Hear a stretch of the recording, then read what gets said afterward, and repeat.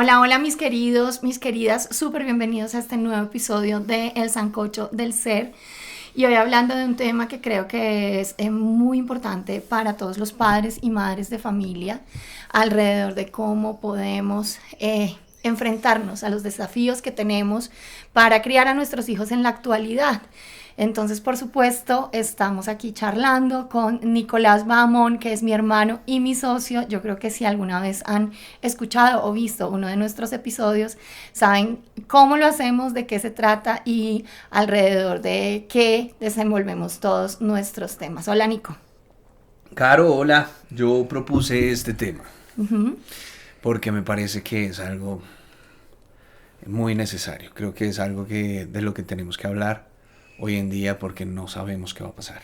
No sabemos qué va a pasar. Cito a el famoso Sir Ken Robinson, que en paz descanse.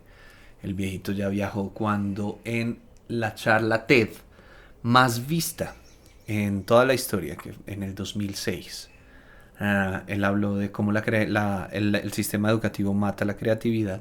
Hablaba de que no sabemos qué va a pasar en el futuro con nuestros hijos, que es una época muy cambiante.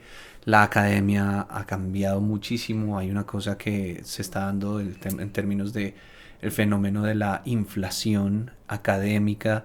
Estamos hablando de que hay una cantidad de tendencias globalistas, cambios geopolíticos, el tema ambiental, el cambio climático, la tecnología se ha venido atravesando en todo lo que nosotros estamos viviendo, y como todo esto que hemos estado hablando trae sus maravillas, trae sus pros, sus lados luz, pues también hemos omitido la sombra, por ejemplo. Uh-huh. Una de esas muy clara es el tema de la consecuencia que está generando en nuestros hijos y en nosotros mismos el continuo uso de las pantallas, Uh-huh. ¿sí? Que pues bueno, es irónico porque estamos usando pantallas para hacer esta divulgación de esta información, pero al final es algo que tenemos que hacer a través de todos los medios, con todas las herramientas tenemos que hablar de estas cosas. Uh-huh. ¿Listo? Ese es el tema de hoy. Bueno, y entonces, ¿cómo vamos a empezar? Quiero también darle las gracias a todas las personas que se conectan con nosotros en vivo por la cuenta de Nico el Psicólogo en TikTok. Súper bienvenidos quienes nos escuchen y nos vean en diferido, a conectarse todos los miércoles en las mañanas, que es cuando hacemos la grabación de este podcast, para aprovechar el espacio de contestar las preguntas alrededor de los temas que manejamos. Entonces, todos los que nos están viendo y siguiendo en TikTok, bienvenidas sus preguntas, sus comentarios, sus aportes enriquecedores alrededor de este tema. Entonces, súper chévere que también podamos hacerlo ahí. Y bueno, ¿por dónde vamos a arrancar? Empecemos, yo quiero decir algo. Y es que, pues ahora la gente no quiere tener hijos. Sí, tal cual. Sí, o sea, digamos que los desafíos presentes, las personas los están viendo como algo tan grande que simplemente están en la posición de prefiero no tener hijos, desde diferentes razones, ¿no? Hay muchas razones alrededor de las cuales las personas no quieren tener hijos, Uh-huh. pero finalmente, digamos que es un ejercicio, una tendencia, ¿no? Es una tendencia entre más va pasando el tiempo, más las personas se convencen de no querer tener hijos. Pero entonces tenemos el otro lado, y es, pues los hijos tienen un rol muy importante en nuestras vidas, si no es que es el más importante. Y de vernos enfrentados a la situación de ser padres, que es una experiencia completamente individual. Cada quien es papá y mamá desde su propia identidad, desde su propia experiencia y desde su propia esencia. Pues hay muchas personas atrevidas, por ejemplo, como nosotros, que estamos ayudándoles a ellos a ser papás con este tipo de conversaciones, ¿sí? Sí, claro, nos ayudamos unos a otros, pero la realidad es que al final quien tiene que hacer el ejercicio completamente individual es sí mismo, sí misma, ¿no? Y entonces, ¿cómo hago yo para aprender a ser papá? Pues el mejor papá que pueda ser y ser la mejor mamá que pueda ser. Pero entonces, ¿cómo hacemos con esos desafíos? ¿Qué hacemos, Nico? Bueno, lo primero es contestar el por qué la gente no quiere tener hijos. Exactamente, sí, ¿Por qué? porque ahí hay una base importante alrededor de los desafíos. La gente no quiere tener hijos porque hoy en día es una opción no tenerlos. Ujú, Es decir, hay que tener muy claro que antes era un mandato, es verdad. que en algunos contextos en particular sigue siendo un mandato, Ujú, pero en general no es que ahora todo el mundo tenga que tener hijos. Antes sí. sí, de acuerdo. Entonces sale a la luz este tema de las opciones, de si quiero o no quiero tener hijos, y pues a partir de todo lo que ha avanzado la ciencia con respecto al tema de la planificación familiar, al tema de el avance en términos de los derechos civiles, todo lo que puede representar el derecho en la familia, la posibilidad del divorcio, Ujú, la creación del condón, de la píldora, todo eso influye de una manera coyuntural en nuestra decisión de tener hijos o no. ujú. Entonces, pues por eso es la tendencia, realmente. O sea, no es que la gente ya se dio cuenta mágicamente que no quiere tener hijos, sino que había mucha gente antes que no quería tener hijos, Pero pero le pues que era tocaba, mandato, sí. ¿sí? Entonces, pues bueno, vamos para donde vaya la tendencia, para donde va Vicente, si no es pecado, entonces grave. Eso Ujú, es lo primero. Lo segundo, si tú ya estás centrado en gastos, ya, mejor dicho, ya usted se procreó, se multiplicó, hizo mitosis y tiene una versión chiquita de usted mismo, de usted ujú, misma. ¿Qué hay que hacer? ujú. ¿Por qué? Pues porque el mundo no es lo mismo ahora para los hijos. De hecho, ahora hay muchísima fobia para los niños, en Sí, contra de los niños, mejor dicho. sí. Como que no, yo antes perro, gato, ¿cómo se le ocurre? Bueno, todo esto que está Sí. sucediendo. Y también hay una gigantesca diferencia entre lo que sucedía antes, y es que los niños, como que tener un niño, educar a un niño, era más asequible en términos financieros. Antes Sí. era, bueno, hay una escuelita en el pueblo y todos allá se forman y pues ya, eso era todo con sus consecuencias, ¿no? Sí. Con el tema de si en la escuelita había gente buena, gente mala, pero todos iban en la misma escuelita. Claro. Listo. Ahora no, ahora el tema de la educación es pues toda una bolsa económica en donde, sí, es el mercado de dónde sale mi hijo, Sí. determina su futuro. Ujú, Entonces pues entra ahí en juego la variable de los privilegios, de el contexto sociocultural, económico en donde está creciendo mi hijo, pues va a hacer que él tenga mayores oportunidades y todos los padres pues obviamente van a querer que su hijo pues tenga una mejor vida. Entonces para algunos papás, para algunas mamás eso representa pues que tenga mayor oportunidades económicas, un mejor trabajo, una mejor educación. Para otros papás el tema es no, que él pues crezca de carácter, que no sea un chino consentido, que lo tiene todo, que sea que pues para otros papás es no, que tenga lo que yo no pude tener. ujú. Entonces si yo no pude tener X cuando niño, entonces pues que tú tengas todos los X cuando, bueno, y así sucesivamente. Sí. Entonces, por eso es que hay que tener muy en cuenta el tema contextual, o sea, en Sí. qué contexto está tu hijo, en qué contexto estás tú. Eso te va a permitir identificar qué es lo mejor para tu hijo. Ujú. Bueno, finalmente hay una cosa que yo quisiera compartir con todos ustedes porque a veces simplemente no lo tenemos tan claro, ¿sí?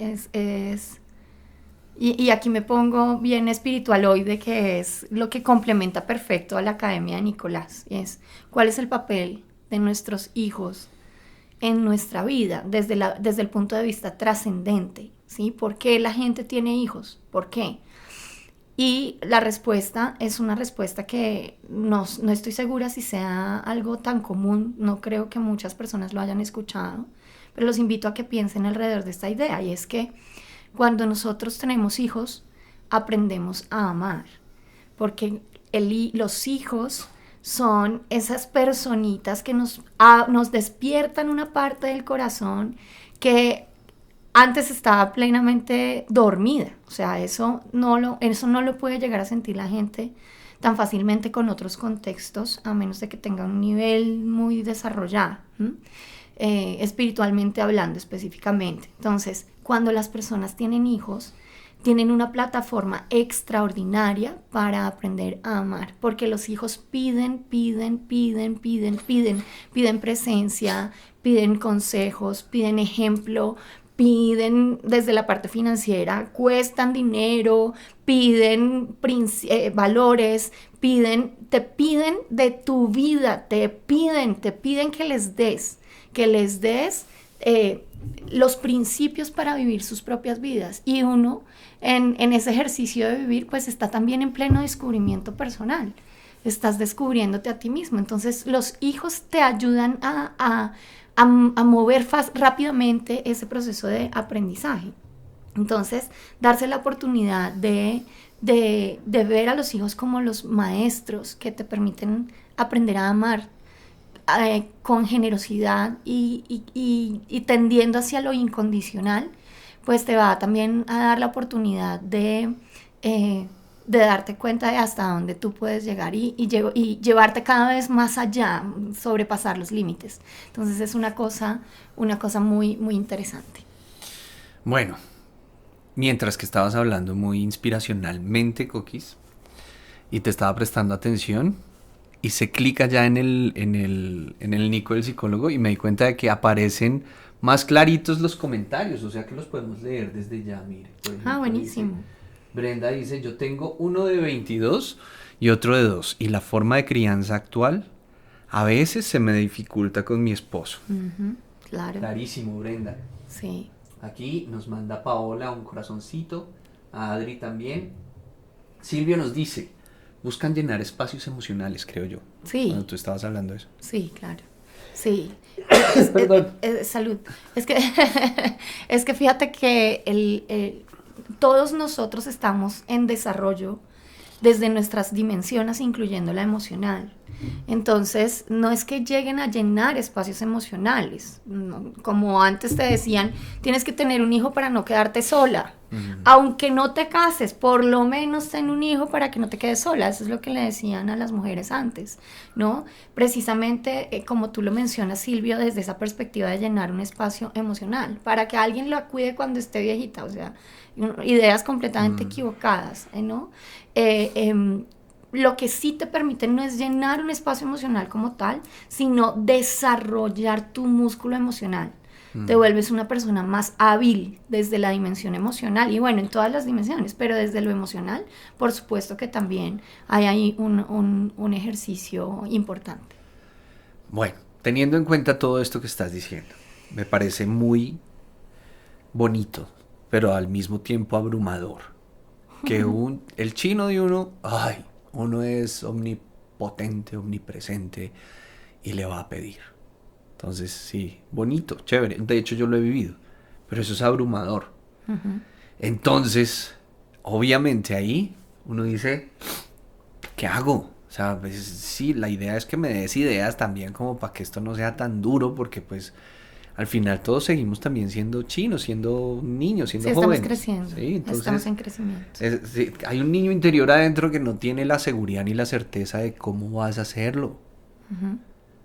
Entonces ahí hay que conectarse también con pues algo superior, ¿no? Y es primero la confianza de que si tú tienes un hijo, pues es porque pues tienes esta capacidad creativa trascendente, no solamente biológica, sino que va más allá. Eres una persona grande, creativa, que lo pudo hacer, y a partir de ahí pues puedes responder. Exactamente. ¿Sí? O sea, yo tengo un mentor hace muchos años, Augusto Giraldo, me decía, Nicolás, es paisa el hombre de Manizalita. Tener un hijo es la confianza de Dios depositada en uno. Pues él obviamente desde su versión de la verdad, muy creyente el tipo, pues me hacía ver algo fundamental, y es, sí, claro, cuando tú tienes un hijo, tienes esta oportunidad gigantesca de hacer el llamado espiritual adentro tuyo y renunciar a ese nihilismo cómodo de, ay no, pues es que este mundo es tan grande, el Estado es tan grande, el comunismo es tan grande, el capitalismo es tan grande, entonces mejor dediquémonos a ver Netflix y tragar pizza y beber cerveza. Uh-huh. No, cuando a ti te llega un hijo, tú como que te llega esa esperanza de un futuro. Uh-huh. Te da sentido de legado. Y ahí es donde tú, cuando tienes sentido de legado, puedes hacer algo con eso. A lo Mufasa, sí, como mis hijos son todo. Entonces, todo ese reino es suyo, papito. O también puedes encauzar esa energía, como me pasó a mí, ¿sí? Es algo, pues, de hecho, eso es lo que estamos haciendo, Katy. No estamos hablando de religión, estamos usando la creencia de alguien para hacer entendimiento de esto. Entonces, aquí empezamos a entender algo fundamental, y es como, fíjate, la posibilidad que tú tienes, ¿sí? De dejar legado, ¿sí? Un legado importante en tu vida, que no sea la representación de tu identidad en una personita, sino ir más allá y decir, oiga, lo que a mí me pasó, cuando yo tuve hijos, como que un chip se me prendió y dije, pues estás hecho para más cosas adentro, ¿sí? Exactamente. Y ahí pues funcionó el tema de ir más allá. Exacto. De como que, y pues ahí precisamente, pues de hecho, cuando yo me enteré de mi primer hijo fue que pues hice mi primer libro, ¿sí? Ahí escribí mi primer libro. ¿Listo? Eso me parece sensacional. Bueno, voy a contestarle a Mari. Es muy claro que, bueno, te quiero contar que pues este fenómeno del TikTok ha sido para mí grandioso. Entonces, eventualmente volveré. Durante 17 años hice consulta psicológica desde el punto de vista clínico también, y pues me dediqué más al tema empresarial desde la pandemia. Y pues vamos a ver si esto me trae sorpresas y abrimos de nuevo un consultorio virtual. ¿Listo? Ahora, bueno. Entonces, dice Catherine, tener un hijo por compañía, ese bebé nace sintiendo que no se quiere. Por eso son pocas las personas mental y emocionalmente estables. De hecho, sí, la responsabilidad que nosotros tenemos como padres, también es a entender que pues, nosotros somos esa guía al principio coyuntural en la vida de nuestros hijos, pero no va a ser para siempre. No es que todo el destino de nuestros hijos esté determinado por nosotros. Tampoco es cierto que los papás como que se boten de responsabilidad. Es un tema de equilibrio, ¿sí? Nosotros al principio tenemos que estar al frente de la vida de nuestros hijos, tomar las decisiones por ellos, pero también propender a que ellos tomen sus propias decisiones, sí, y entender que esto no es un proyecto de toda la vida. Hay algo importante aquí que mencionar, y es que los padres son los primeros maestros. Cuando nosotros entramos a la vida, los padres son los que nos muestran el mundo, ¿sí? Y nos los muestran también con sus propios filtros, que tiene que ver, por ejemplo, si una mujer tuvo un hijo para no quedarse sola, eso es un filtro, ¿sí? Y el hijo va a nacer en ese ambiente, va a tener ese desafío, hablando del tema que nos compete en el podcast de hoy, ¿sí? Es el desafío de llegar a un ambiente en donde la creencia de su madre es que él la tiene que acompañar el resto de su vida. Pero la realidad, la vida es algo diferente. La vida es en donde tú como individuo vienes a tener ciertas experiencias que en alguna medida puedes llegar a elegir. Por lo tanto, el entrar en la vida implica estar en el ambiente de los padres.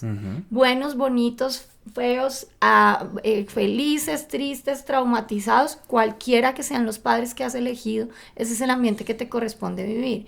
Pero no te puedes quedar únicamente en esa posición de aprendizaje. De allí en adelante vienen el resto de experiencias. Entonces luego viene la interacción con los padres cuando ya los niños están mayores de los 7 años, en donde empiezan a entrar en el mundo social, tomar decisiones por ellos mismos, medirse con sus amigos, con sus compañeros, responder ante otras autoridades como los profesores, como las autoridades del colegio. Luego tienes que ir a la universidad y entras en el mundo de la competencia. Quienes pueden llegar a la universidad, quienes no, entonces entran en el mundo laboral o en el mundo del quehacer, que es un mundo diferente. Entonces fíjate que, y así sucesivamente hasta que llegamos a nuestra vejez. Entonces las etapas de nuestra vida implican unos procesos de aprendizaje propios de cada etapa, valga la redundancia, y también en cada una de las etapas encontramos maestros que nos van permitiendo transitar esas etapas. Uno de los desafíos que tienen los padres en el momento de criar a los hijos es comprender que ellos no son los maestros eternos. que llegará un momento en donde sus hijos reten la autoridad del padre y les digan, como nos ha pasado a todos como hijos, no papá, yo no creo lo que tú estás diciendo, estás equivocado papá, eso no es así. Y eso es algo que para los padres es un momento muy difícil, un momento de duelo, un momento doloroso, pero también es un momento maravilloso porque es la posibilidad que tienes como padre de permitir el vuelo de tu hijo, que extienda sus alas y llegue tan lejos como quiera.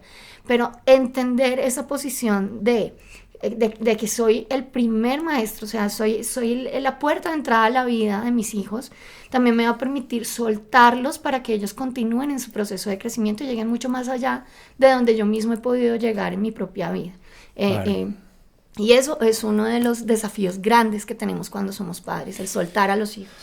Mira, ayer estábamos, por ejemplo, trabajando en una empresa muy bella con Carolina, haciendo una consultoría y llegué yo muy tarde a la casa. Y curiosamente, pues nosotros acá tenemos un ritual en mi hogar. Yo tengo 2 niños, Cristóbal y Agustín. Cristóbal de 8 años, Agustín de 5. Y a mí Cristóbal me llamó a las 8:30 a preguntarme dónde estaba. O sea, como reclamo, como, papi, ¿te demoras? Y yo, pues sí, estoy trabajando con la tía Caro. Y él me dijo, pues ya me voy a dormir. Así, pero como con tristeza, como reclamando el Claro. chico. Y yo, pues claro, el ritual de estar ahí cerquita de él. Uh-huh. Y lo sentí fuerte, como para mí es muy importante esa presencia en la vida de mi hijo. Uh-huh. Y curiosamente ahí me di cuenta de algo fundamental. Y es, pues más que darme cuenta, fue como la reconfirmación de algo, un principio que es muy práctico además para todos los que nos están escuchando, y es la presencia tuya en la vida de tus hijos, no la hagas al revés. No estés cuando ya están grandes y son difíciles de atajar, cuando están fuera en la universidad, como, ¿dónde está este chino? Llámelo, que está tarde y en esta casa hay reglas, y hágame el favor, ¿qué está haciendo por ese internet? Venga y comparte con nosotros en la casa, en la mesa, ¿por qué está siempre aislado jugando en ese Xbox, en ese PlayStation? Esas son las cosas que pasan normalmente en el futuro. Sí. Pero cuando son chiquitos, vemos fácil los papás este chino es fácil, dejémoselo a la abuela, a doña María, la empleada, uh-huh, y caminamos a trabajar. Uh-huh. O a vivir la vida, ¿sí? Y eso es al revés. O sea, al revés realmente es aproveche esos primeros años, sí, y deténgase en ese tema, en ese frenesí de la vida de conseguir cosas, porque es que si no me quedo como, tener hijos, por eso es también una decisión muy común en el mundo laboral, y es que si tengo hijos, siendo mujer, por ejemplo, y me embarazo, no, ya no me van a ver tan chévere en la empresa, pues puede que haya muchos derechos, muchas reglas, muchas leyes en pro de la mujer, pero no nos digamos mentiras, Nicolás, eso es como harto en las compañías, como que esperan que uno no se comprometa, eso sigue siendo un dato. Tremendo, ¿no?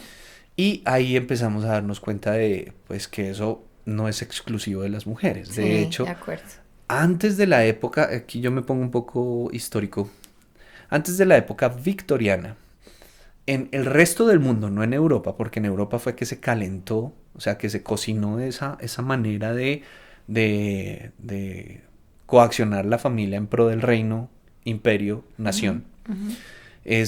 Vamos a dividirlos, necesitamos fuerza laboral, entonces agarremos a los hombres que son más entrenables, que son más taimados, que los podemos moldear más fácil. Uh-huh. Y a las mujeres que son más difíciles porque son más libres emocionalmente, dejémoslas en la casa y hagámosles creer que son menos. Uh-huh.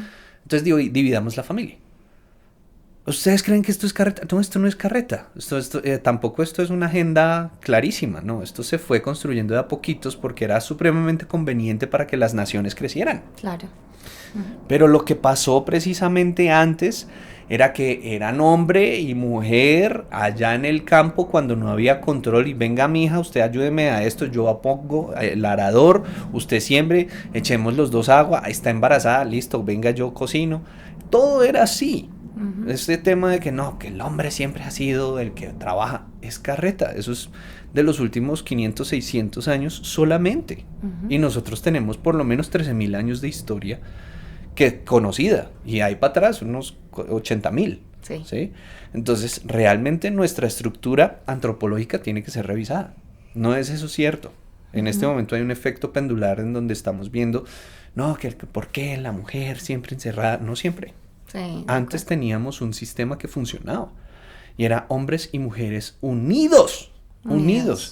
¿Y qué es? Pues porque esto es práctico, porque hombres y mujeres antes estaban muy presentes los primeros 7 años de vida de sus hijos, porque son los 7 años que a nosotros como especie, por ser cabezoncitos, la naturaleza nos determina como completamente dependientes.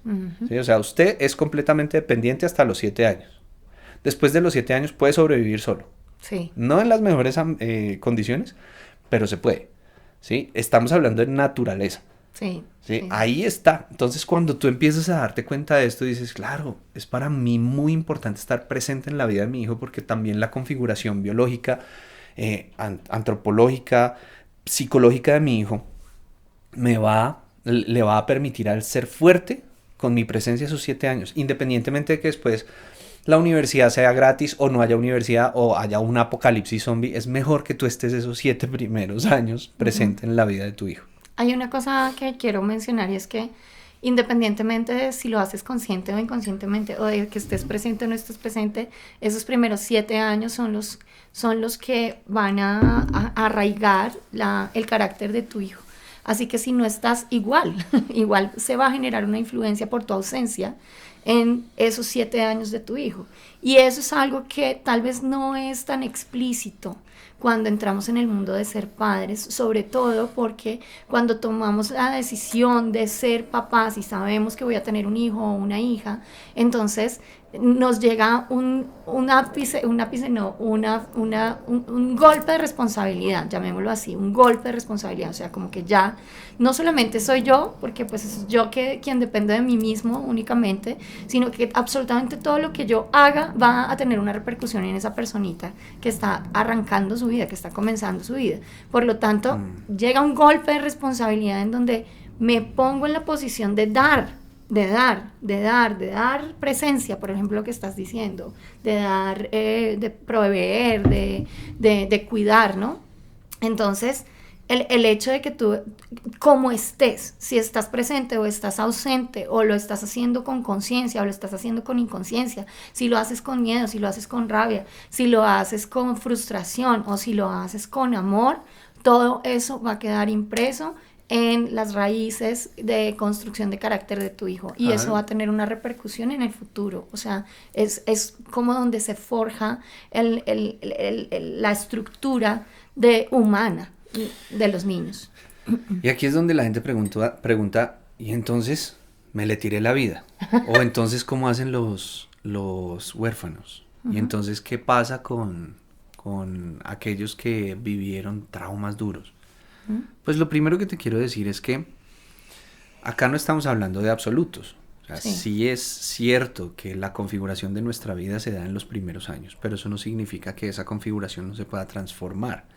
Claro, con más trabajo. Por eso es que es mejor prevenir que tener que lamentar, anticiparse. Y es que si eres padre es mejor que esos 7 primeros años sean muy cuidadosos y muy medidos. Y muy conscientes. Muy conscientes, tal cual. Pero si no, después, tranquilo. Si a ti te tocó que no hubo papá, que no hubo mamá, que te crió la abuela, que te crió el vecino, que lo que sea, tranquila. La vida tranquilo. sigue. Sí, ¿no? Y tienes puedes adaptarte y pues vas a ganar cosas. Pero lo que sí estamos hablando acá de que específicamente es, pues, que es lo mejor desde el punto de vista del niño. Y lo mejor desde el punto de vista del niño es precisamente que en esos 7 primeros años estés ahí presente. Sí. Esos 7 primeros años es cuando más importancia tiene el tema emocional. La gente puede sobrevivir, pero de ahí a que sea feliz depende de que en esos 7 años pues tú hayas tenido una buena configuración de vida con respecto a lo que son las emociones. Sí. Después de esos 7 primeros años hay que tener muy claro que, gracias a Dios, los chinos empiezan a tener su criterio propio. Yo digo chinos no por de la China, porque es que aquí hay muchos de Sí, Latinoamérica. es una expresión slang, colombiana, sí. colombiana que hablamos, los jóvenes, los niños, empiezan a verte más real. Ya no eres tan omnipotente, tan superhéroe. Empiezas a ser más como, sí, como papá, tienes errores. Sí. Mamá, tienes cagadas. Todos ustedes son humanos. Y como que se separan y empiezan a tener su propio criterio, naturalmente. Mágico, maravilloso.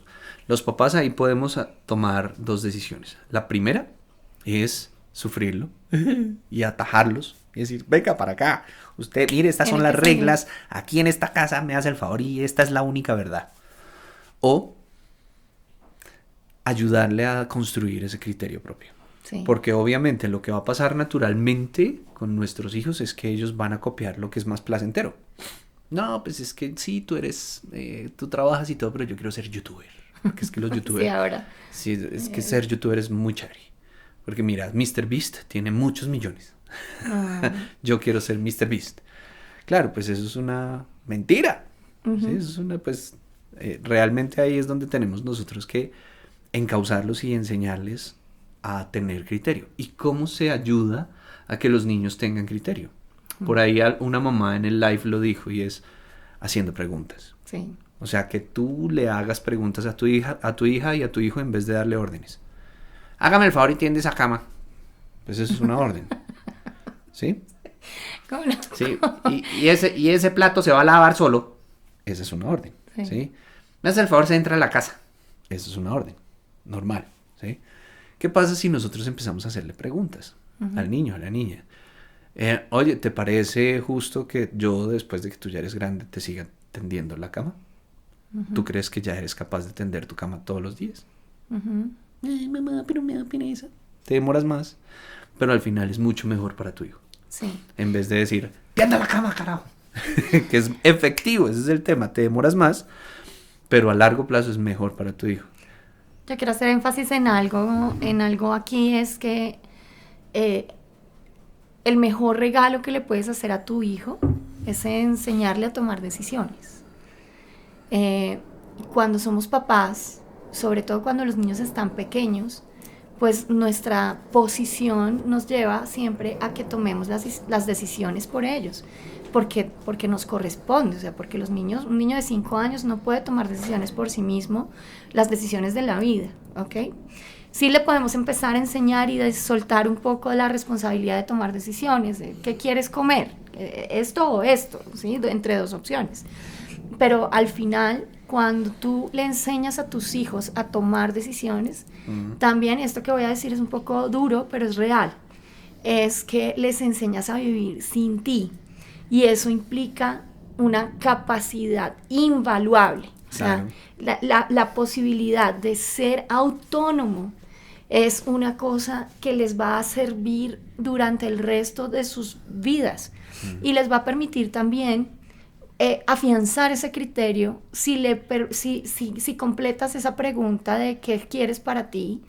Si lo completas diciéndole eso es lo que tú quieres para tu vida, estás dispuesto a asumir las consecuencias, realmente estás dándote cuenta de todas las opciones para elegir esa como la mejor. Eso le va a permitir a él asumir plenamente responsabilidad de las decisiones que tome. Y esto tú lo puedes hacer desde que los niños son pequeños, desde que tienen 3, 4, 5, 6, 7 años, para que en el momento en el que son adolescentes no tengas que estar detrás de ellos con miedo, angustia total, para que tomen las mejores decisiones, que es lo que pasa cuando somos papás. El clásico del papá y la mamá. Yo no le voy a durar toda la vida, usted tiene que aprender a hacer esta vuelta solo. No, pero se tiró todo lo que yo había venido diciendo con tanta inspiración. Por eso, pero es que tú lo dices, mira, tú lo dices como así lindo, bonito, pues toca aterrizarlo. Realmente eso es lo que hacen la mayoría. La mayoría hacemos como que este chino ya está grande, ya toca enseñarle. ¿Y cómo lo hacemos? Pues con miedo. Claro. Yo me voy a morir. Yo no le voy a durar toda la vida. Por favor, no lo hagan así. Usted tiene que hacer esto usted solo porque ¿qué va a pasar con usted? Usted dice sabe lavar las bolas. Usted sí sabe peinar. Usted sí sabe cepillarse los dientes, limpiarse los mocos. Todas esas cosas las hacemos los papás y las mamás de una manera muy, muy equivocada. Inyectando miedo, tal cual. Por favor, no hagas eso, no le inyectes miedo a tus hijos, porque la vida no se vive de la mejor manera con miedo. O sea, Tal cual. hay que hacerlo de una manera distinta. Bueno, después llega un momento mágico. Y es que los muchachos, las chicas y los chicos tienen una capacidad maravillosa de querer comerse la vida. O sea, creen que todo es posible. Eso no hay que coartárselo, pero hay que saber encauzárselo. Porque no es cierto, ¿sí? O sea, en tu mente, de hecho, lo que se desarrolla en esa época, de los 7 a los 14 años, ese criterio hace que en la mente todo sea posible. Entonces yo puedo ser, wow, lo que sea. Mr. Beast, como estábamos hablando ahorita. Y lo que hay que hacer es no castrarle esa capacidad creativa, intelectual, sino encauzarla. Es decir, ayudarle a través de estas preguntas y sobre todo como que invitarlo a la siguiente fase de su vida, que es el tema del carácter. ¿Listo? O sea, no, es que yo eso lo puedo hacer fácil, mami. Eso lo puedo hacer fácil, papi. Hágalo. Hágalo. Muéstreme. Así es. ¿Sí? Estamos ahí acompañándolo. Entonces, el tema que viene después es el desarrollo del carácter. El desarrollo del carácter tiene que ver puntualmente con la capacidad que tienen las personas de hacer. Carácter fuerte no es mal geniado, no. Carácter fuerte es una persona que toma sus decisiones y las mantiene en el tiempo a pesar de las adversidades, los posibles vicios o las personas que van a ir en contra de esa persona. ¿Sí? Entonces, el carácter representa eso, el que tú puedas ayudarle a tu hijo a que a través de la disciplina, la constancia, él desarrolle todo eso. Entonces, ¿cuál es el peor enemigo hoy en día del carácter? Las pantallas. Las pantallas le están permitiendo a los chicos y a las chicas, están castrándole la oportunidad de desarrollar ese carácter y están creyendo que todo es inmediato. Entonces estamos en la adicción a la dopamina, ¿sí? Que era un poquito lo que hablábamos al principio del podcast, no sabemos cuáles van a ser las repercusiones a futuro de que en esta generación todo sea inmediato y todo esté como compulsivo. O sea, como hay muchas imágenes. Primero, una de las repercusiones es que va a haber más posibilidad de demencia, tal cual. Y sí, hay más predisposición a la demencia.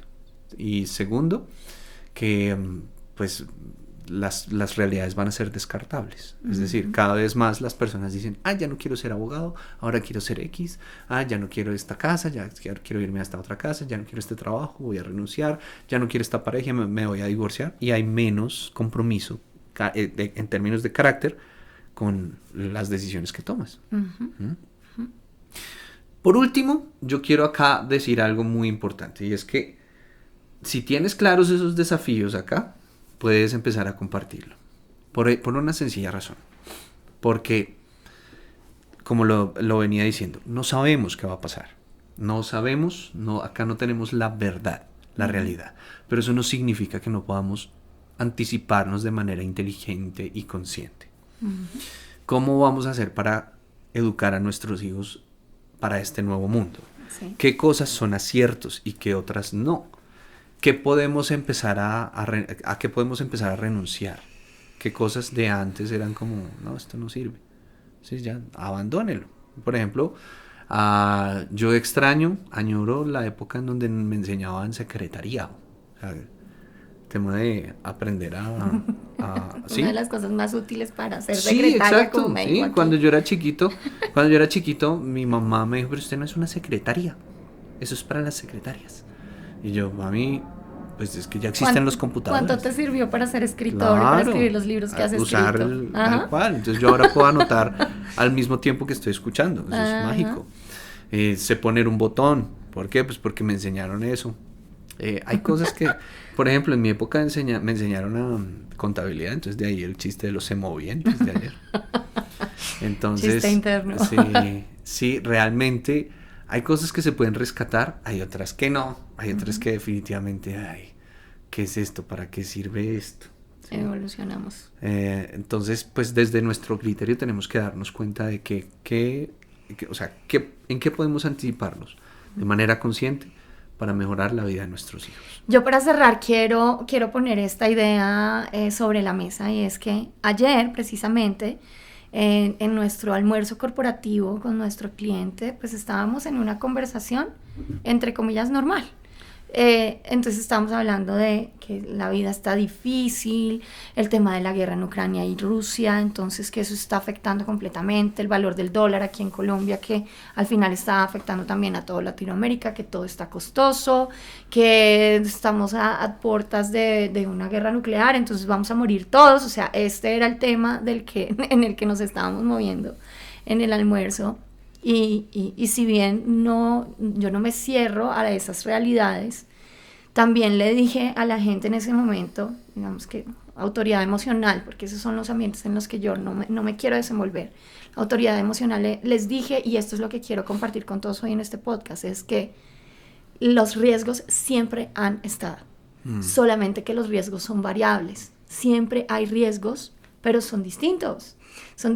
Entonces, no sé, hace 25 años acá en Colombia los riesgos eran que pues había una guerra tremenda entre narcotraficantes y entonces ponían bombas en las esquinas. Entonces pues tocaba decirle a los niños que tuviera cuidado si había un carro parado y se caminara rápido, porque eso podía llegar a ser una bomba. Entonces, ¿qué pasó? Pues entonces tuvimos que enseñarles a nuestros hijos. Yo soy una de esas, en esa etapa de Colombia, donde si veíamos un carro quieto, pues teníamos que irnos al otro lado y caminar rápido. Entonces, ¿qué pasa? Los riesgos siempre van a estar presentes, pero los riesgos son variables. Lo que sí permanece es que tú le enseñes a tus hijos a tomar las mejores decisiones, que les enseñes a conectarse con ellos mismos y hacer lo mejor que puedan en cada momento. Esa construcción de carácter de la que hemos hablado en esta conversación, en esta mañana fantástica, compartiendo con todas las personas que nos conectan desde el TikTok, pues es el tema central es: enséñales a tus hijos a tomar las mejores decisiones, acompáñalos. Esfuérzate tú para ser el mejor papá que puedas llegar a ser, la mejor mamá que puedas llegar a ser, y date la oportunidad de cometer los errores y resarcirlos. No es simplemente ya cometí este error y ya, y de malas, y entonces que el chino cargue con este error. No, o sea, ¿cómo yo puedo cambiar desde el darme cuenta de que cometí un error y decirle a mi hijo: ¿sabes qué? Yo cometí este error, lo cometí y no me di cuenta, por favor, perdóname, y hazlo tú de una manera distinta. Yo de aquí en adelante me comprometo a hacerlo de una manera distinta. Entonces, así es. Nos salvó la campana. A todos un abrazo. Recuerden vivir una vida plena y excepcional. Amor por todo y por todo, sobre todo por nuestros hijos, mis queridos.